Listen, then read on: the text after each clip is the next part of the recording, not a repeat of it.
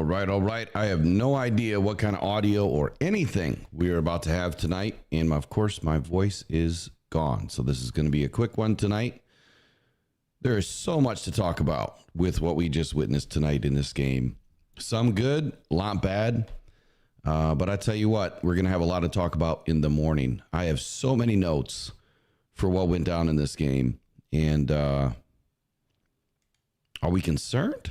I don't know if we should be concerned right now. And of course, YouTube is saying I have a duplicate stream key, so this could just be an entire problem. But we'll see if we can roll through it tonight. I don't even have the chat. Probably not going to be able to have the chat because it's not letting me. Give me 1 second here.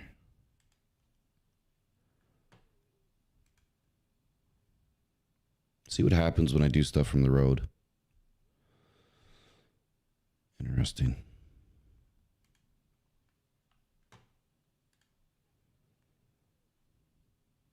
One second.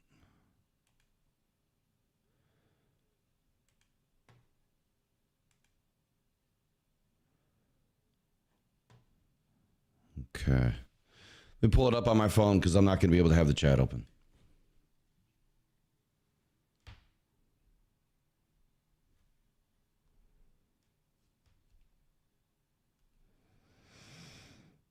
Well, I guess before I get rolling here, you guys got to tell me, man, what did you think about the game? A game that many of us thought that this game was in the bag. Again, a lot of injuries, suspensions, last minute IR to the Rams defensive backs, and again, we thought that this game was in the bag, and that's exactly what didn't happen. Amon-Ra disappeared from the game tonight. Sam Laporta disappeared from the game tonight, but I told you guys all week long that the Lions were going to pound the rock tonight. And I was right. That's what I expected. But I did not expect, absolutely did not expect for St. Brown and Sam Laporta to disappear. I said that J-Mo was going to have a great game. I failed when I said that no wide receiver was going to have over 80 yards. But then again, I mean, the Waymo J-Mo train here, the guy takes the ball on a 5-yard route and takes it 50, 60, 70 yards. So that's big ups to that kid. He's going to be exciting to watch if he can continue that role. And to be honest with you, if he can continue that and Sam Laporta and St. Brown can get going, this is going to be a very, very dynamic offense to watch this season. Here's what I will say, though. Right away, Braylon Dennis says, we need another edge rusher really, really, really bad. Davenport had a better game than Aiden Hutchinson. So if you think we need another edge rusher, then I guess we got to replace Aiden Hutchinson. Aiden is about to get a scathing review from me tomorrow, not tonight. And it's going to be backed by the review of the All-22 on Tuesday night. If you're a member and you subscribe to the second tier, you are going to have a private one-on-one review of the All-22, and we're going to look at exactly all of the notes that I've taken down today. Here's the one thing I'll say on Aiden, because I'm not going to go deep off into Aiden right now. You get that sack where you're the last man to get to Stafford, and you start doing this dance. Here's what I would say. One, act like you've been there before. You're getting your butt kicked. This offense is crapping all over you. Stafford's doing whatever he wants to do. The run game all over you. You're missing tackle after tackle after tackle. No edge containment. Again, passing all over the middle of the field. And part of that is because the linebackers are leaking because your edge is broken. Your containment is broken. And you go and do this dance. Yeah, the sack was needed. But what happens the very next play or two, right? I mean, as soon as Stafford gets back in the game, he craps all over you again. So I would rather see Aiden make the play, get up, get back to the line, and say, okay, great play, guys. Let's do it again. Go be a leader. Go get your guys ready to go for the next play. Stick your stanky leg up your you-know-what, dude. Like, You got fooled tonight in many of the plays. Way out of position. And it's the same thing that I've seen from Aiden for 3 seasons. So I don't want to hear that we need another edge when Davenport played a pretty damn good game. He was the one that was affecting Stafford at the very beginning of this game. So there's a lot to talk about. And again, it's all going to be backed by tape. All of it. So if you're a member, if you're not a member, join the second tier by Tuesday by 7 p.m. and you'll be in it. So it's only $9.99 to get in, and we're going to review it together. And I've got a whole list of notes. I mean, a whole list of notes. I made notes all game long. So we're going to look at very specific points in the game and talk about it. But what I just told you was one of my notes. And I want to review it. I want to review that play. One other play that kind of stuck out, the Terrian Arnold pass interference, the second one. That looked like offensive pass interference, if anything. Now, our replays inside the game are not as good as they used to be. We used to get really great reviews during the game of the play. Like as soon as the play happened, they'd start throwing up the replay right away. And it's not happening. I said the same thing last year. They've made a change NFL-wide where they're just not doing replays. They don't want the fans to be all pissed off. They don't want the refs to be crapped on, you know, and then whatever you guys get at home is more than what we're getting in the game. They don't want the crowd to get out of control, is what they're trying to do. That's my guess. That's my take on it. So what I witnessed was pretty solid coverage by Terrian on that play. If anything, it looked like the receiver was holding his arm. And then Terrian wasn't touching the dude at all. He was in the air and made a play on the ball. Terrian had a tough night at times. He did. We'll look more at it in the tape. I have to see the tape myself. I can't see everything. Nobody can. So I have to see what else broke down. But I would say for the most part, he had a pretty decent, I'm not going to say good, decent game for a first game. Definitely expected a lot worse. Cooper Kupp did whatever you want. I mean, Matthew Stafford throws for over 300 yards, but it wasn't just on Terrian. When Ennis Rakestraw came in, then you started to see a guy that could play man press. Rakestraw is going to be the best man press corner, I think, on this roster at some point. He might even start getting more action next week. But as soon as he came in, he got up on the line, bumped, and was ready to go mano a mano. I did not see that tonight. We were stuck in some stupid zone again, not playing man, and that's part of the problem. You cannot play zone defense against Matthew Stafford. You just can't. Zone defense is going to eat you all the time. You're going to get eaten alive by Matthew Stafford, and that's exactly what happened. All right, let me see what you guys are talking about here. John Barfield. Aiden was held all game long, especially once Kyrian came in. So, I mean, that's been a typical response to Aiden. I'm not going to say that he wasn't held at times. But what I notice out of Aiden too is he likes to flop. He's trying to pull the LeBron all the time instead of just getting after it, trying to make the play.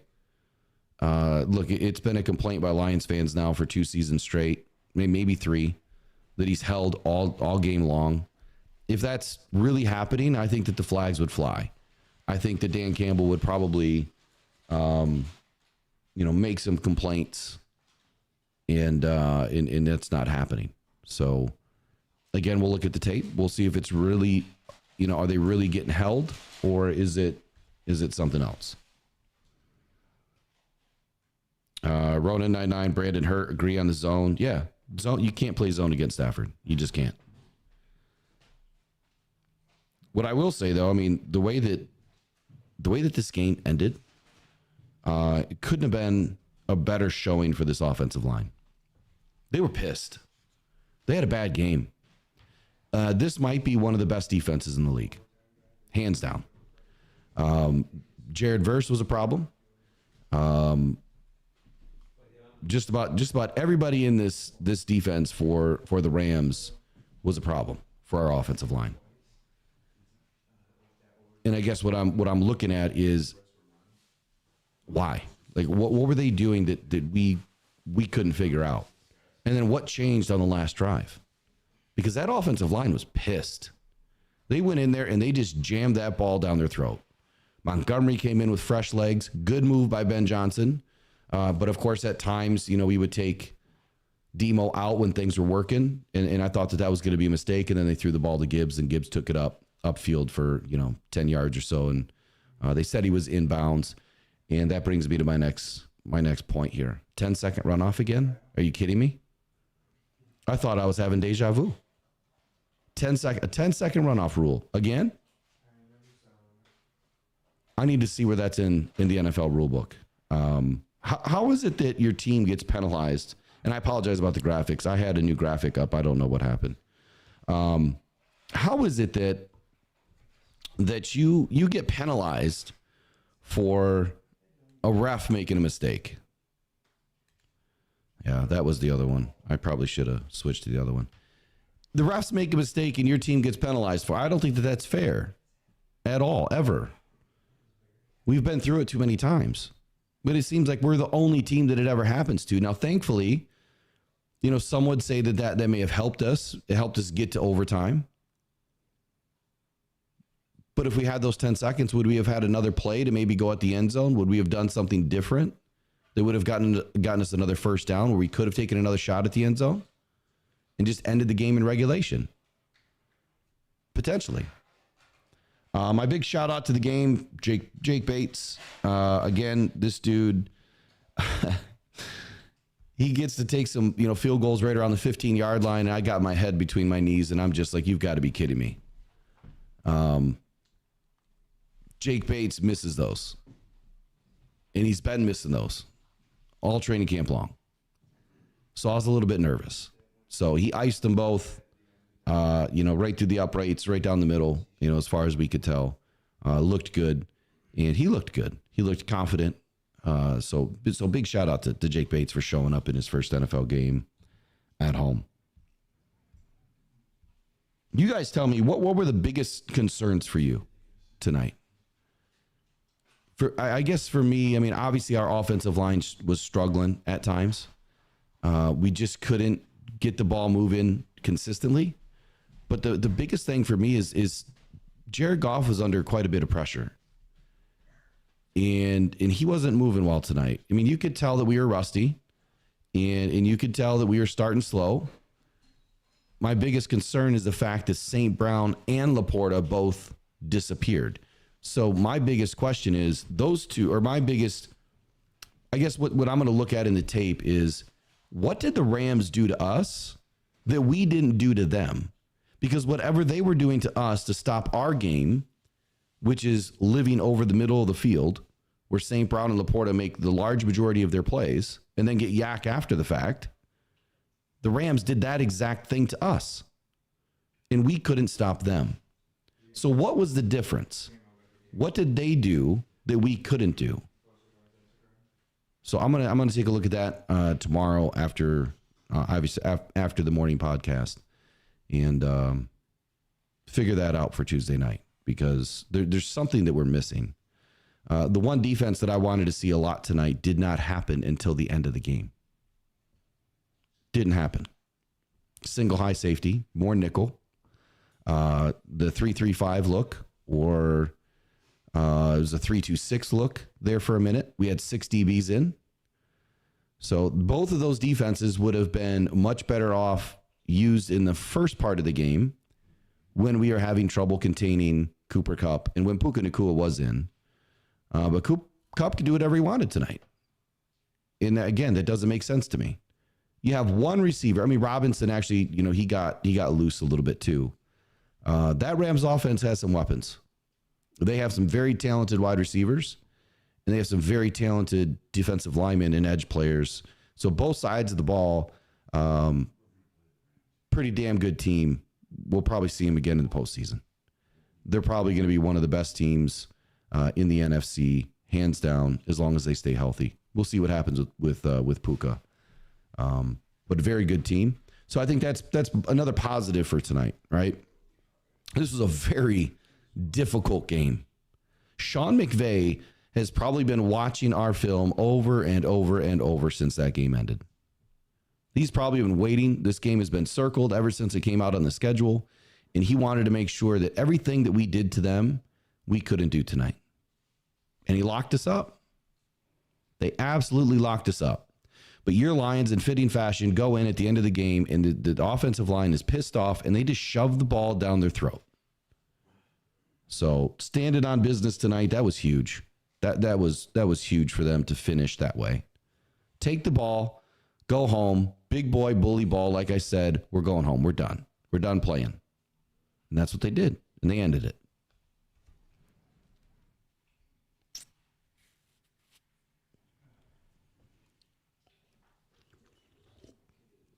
Yeah, so Southwest line 2-6. Yeah, that sack that you're talking about, you got to remember that he was last.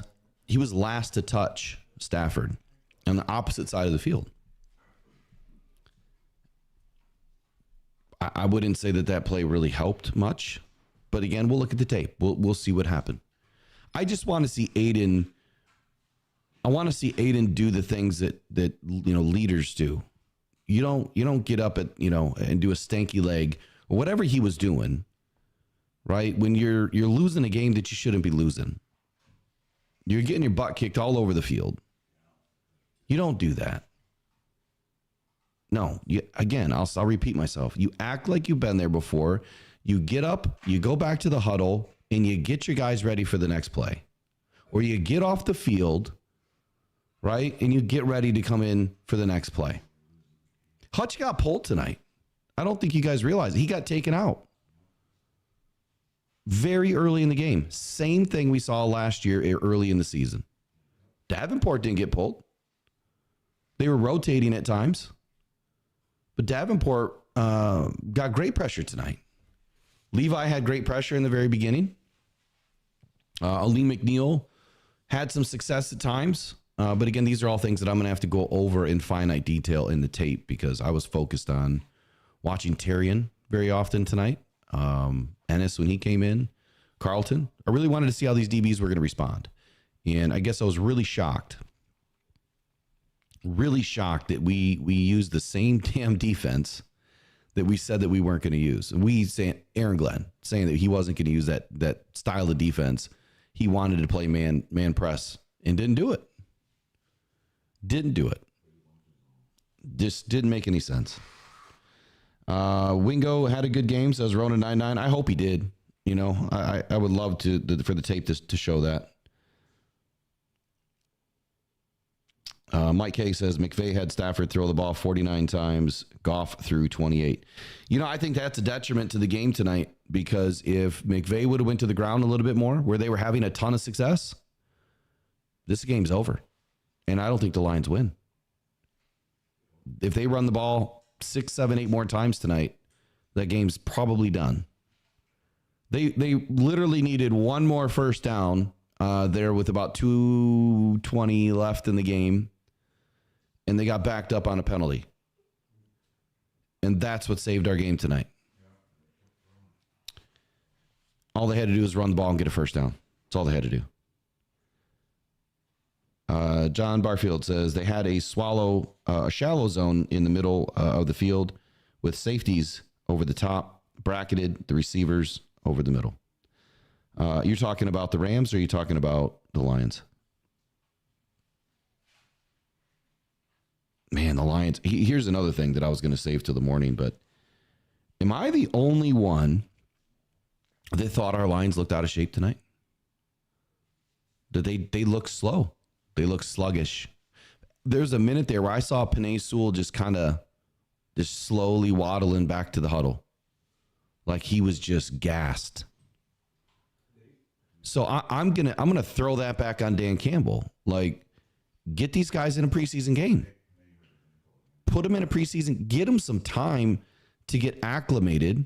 We only had one joint practice, with the Giants this year, and that was in the first week of the preseason. So they went, 3 weeks without playing a real game and they're scrimmaging against their own guys. But you guys that have been to training camp, like this is not, it's not like these practices are extremely difficult. They're not out there doing wind sprints. They're not out there running suicides. They're going through their walkthroughs. They're doing situational stuff. It's all timed. They get in, they get out after a couple of hours. But you're not seeing heavy conditioning on the field. Now, we don't know what they're doing in the training room, right? We don't know if they're on treadmills for an hour. We don't know if they're doing gassers. We have no idea what they're doing. Circuit training. And I'm not saying that they're not in shape. I mean, these are great football men that are in great shape. But there's a difference between being in great shape and then being in endurance type shape. And they didn't look like they had great endurance tonight. And maybe it takes us a few weeks. But within a few weeks, you could go down 0-3 and it's a different season. So you can't get down in this league, especially going up against 2 playoff teams back to back to start at week 1 and 2. Overall, I mean, there's a lot that went bad in this game, and there's some really good positives in this game. I think it's a little. I'm leaning a little bit more towards. There's a lot more to clean up. I just believe that we're missing something right now. I don't know what it is, but I think the tape will tell us. Peter Van Larhoven says the Lions had 0 endurance this week. Well, I'm glad I'm not the only one that feels that way. Mike K says Panay probably didn't practice the last 2 weeks. Well, I think he practiced. But the question is, how much endurance did they do? Mike K says he hurt his ankle. I didn't see that, so that's good news.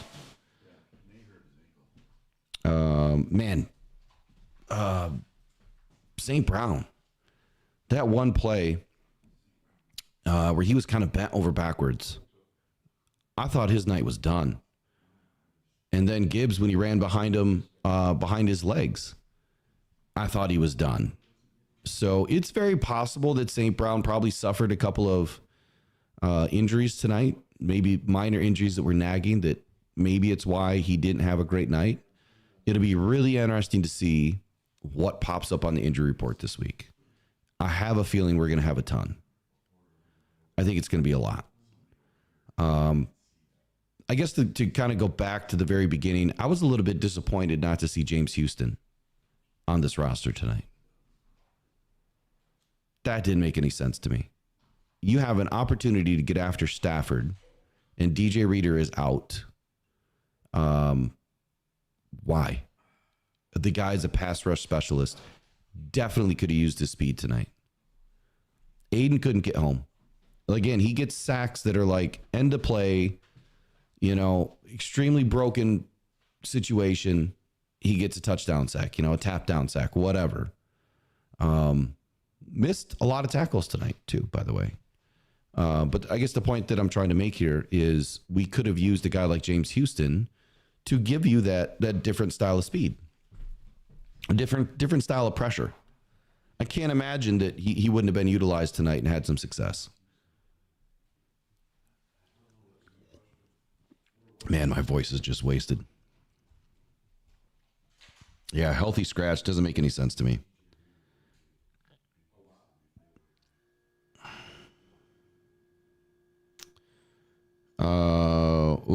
What's this? With extra pickles?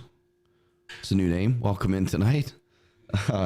St. Brown stopped even running when Gibbs ran at him. I didn't see that. But calling him a diva, I don't believe that's St. Brown.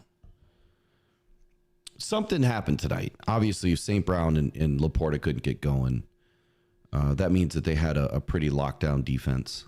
You can't watch it all. I've got to watch it in slow-mo. Michael Garrity says, I was impressed with Davenport tonight. I was too. He did kind of get banged up towards the end of the game, and he had to come out for a second, but he went back in. The Carlton Davis thing, I don't know if, I don't have any updates yet on that. I haven't looked at anything.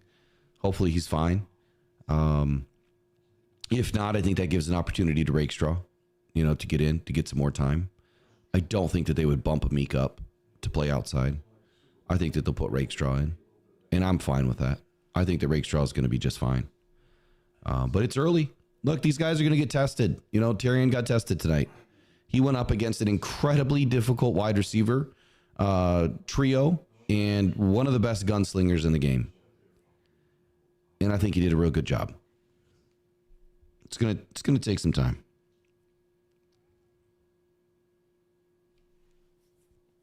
St. Brown was terrible. Yes, he failed to continue blocking.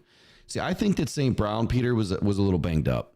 I think that the couple of those plays where players, landed on the back of his legs or he was bent backwards on that one real awkward play, I think that those probably banged him up a little bit. And he too looked tired.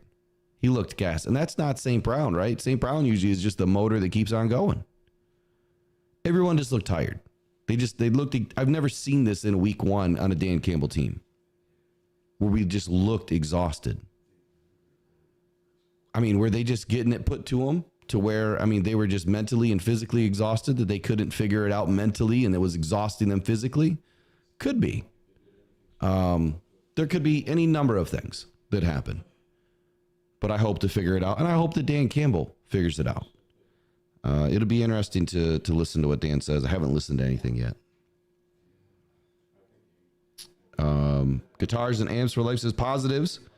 Monty was a beast. J-Mo arrives. And Bates came through to force the OT.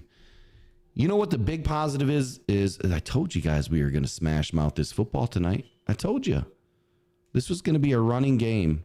And I did not expect for J-Mo to have that much success, but it was good to see. Let me see what the final stats are. I haven't even looked at the final stats because my phone died like at the end of the fourth quarter as we were walking out the stadium, and I forgot my extra battery. Oh, let's see here.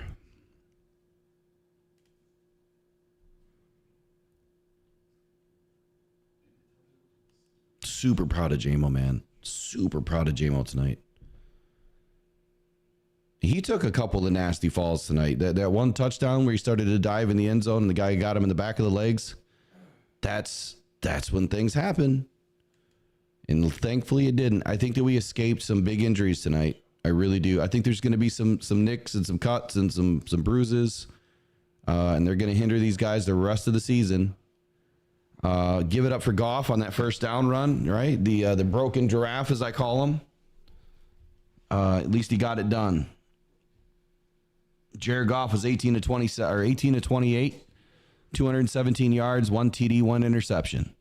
Matthew Stafford chucked the ball 49 times, 317 yards on 34 receptions.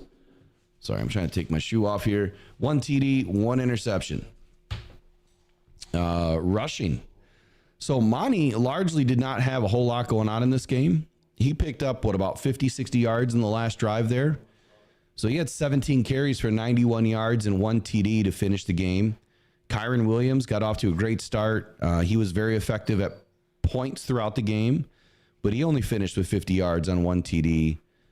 And I think that was another rock lock. I'll have to go back and review the receipts, but I think I said that they wouldn't finish with more than 60 yards or 70 or whatever I said. It was close to that on the ground. Cooper Kupp, man, he had a game. 14 receptions. 14 receptions, my goodness. 110 yards. But J-Mo takes the day away tonight. 5 receptions, 110 yards, 1 TD, 1 long of 52 on 9 targets. So right around 60% reception rate tonight. So not terrible. Cooper Kupp was 14 to 21. That's an incredible number. 21 targets. And we couldn't bottle him up. So Stafford's going to him the entire time.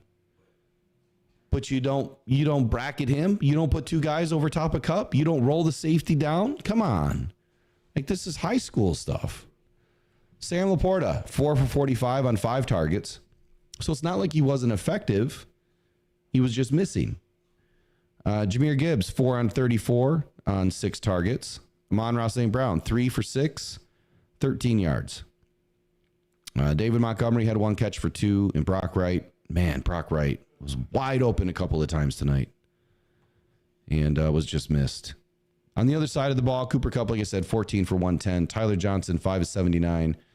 Colby Parkinson, who should not be doing anything, 4 for 47. Demarcus Robinson, another really good wide receiver, 4 for 42. If Puka Nacua was, in this game late, this is a different outcome, I think. I don't think that we would have been able to shut him down. The Lions had a big test tonight, and they squeaked it out. And this is going to be one that's going to add some metal to their jacket. They're going to be able to build off of this one and get stronger this week.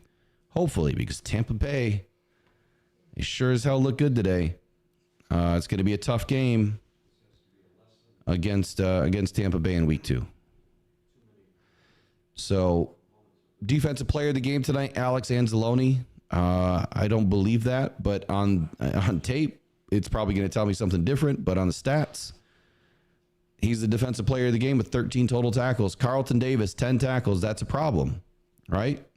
That means that your DBs are having to do all the work. And that's because they were passing the ball a lot. Terrion Arnold, third leading tackler with 8. One thing about Terrion Arnold that I noticed tonight, this dude is a peer tackler. He is a wrap tackler. He wraps his arms around you, and he does not let go. Peer tackler. He's going to be a very exciting cornerback to watch. Brian Branch, man, missed a huge interception tonight. AG let him know about it. I'm sure Brian Branch feels awful about it, but Stafford should have had 4 interceptions tonight, easily. Kirby Joseph got a big pick tonight. Obviously showed Stafford that you can keep those dirty remarks to yourself, keep throwing the ball my way, and I'll just take it away. Aiden Hutchinson only had 5 tackles tonight, 3 solo, 1 sack, 1 TFL, 4 quarterback hits. So the stats, when you look at the stats, Hutchinson looked like he had a great game. But again, if you only look at the stats, it paints a very different picture than what the tape is going to tell you, which is how many times there was a missed tackle, how many times there was broken containment that allowed a run to go from 2 yards to 20, or a catch to go from 3 yards to 30. And we're gonna go over that Tuesday night. You guys know I don't just talk out of the side of my mouth. I'm gonna reserve judgment, full judgment, or evaluation until we go through the tape. Which this year we're doing that by purpose, because I want to make sure that we bring facts into this, not just opinions. So that's really it for tonight. We'll be back at it. It's already 1:15 in the morning. I know I didn't really get involved with a lot of the chat tonight, but we will tomorrow morning. We'll be right back here at 8 a.m. with the Rise and Grind Morning Show. Hopefully I'll have a voice and we'll stay on as long as we can, but we got to buckle out of this Airbnb in the morning. So we'll get the show done, and then we're going to hit the road, and then we'll be back at it this week. So you guys have a great night. Go Detroit Lions. Hey, we started the season 1-0. It's still a great start. There's a lot to clean up, and I expect nothing but those words from Dan Campbell, Aaron Glenn, and Ben Johnson. I haven't even spoke about Ben Johnson yet. Very vanilla game tonight. Very vanilla. He might have been outmatched by Sean McVay tonight. But you know what? He's not going to rest on that. We'll fix it. We'll be back and better next weekend. We'll see you guys in the morning. Take care.